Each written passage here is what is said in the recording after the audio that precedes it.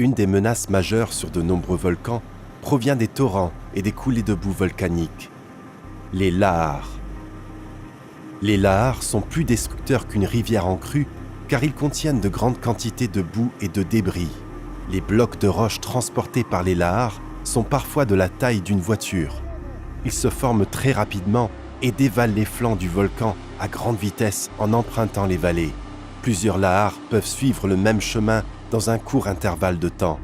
Les lahares font de nombreuses victimes pendant les éruptions volcaniques. Ils peuvent se propager sur de grandes distances, plusieurs kilomètres, voire dizaines de kilomètres, et peuvent donc menacer gravement des communautés situées à de grandes distances. Les lahares se forment de plusieurs manières. L'occurrence d'une forte pluie est la plus commune.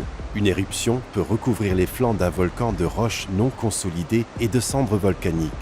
De plus, la végétation et le sol qui normalement absorbent l'eau de pluie, ce qui permet d'éviter des crues, peuvent être détruits par l'éruption. Lorsqu'il pleut intensément, les roches, les cendres et des débris sont facilement emportés par l'eau pour former des lahares. L'énergie des lahares provient des blocs de roches et des débris qu'ils transportent. La vitesse des lahares est bien plus rapide que celle d'une personne qui court.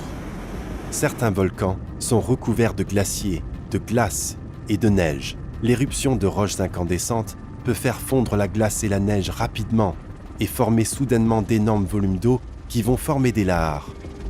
Les lahares peuvent se former à tout moment durant une éruption, mais aussi des années après. Heureusement, il est possible de donner l'alerte avant un lahar. Si de fortes pluies sont prévues, la probabilité d'occurrence d'un lahar augmente.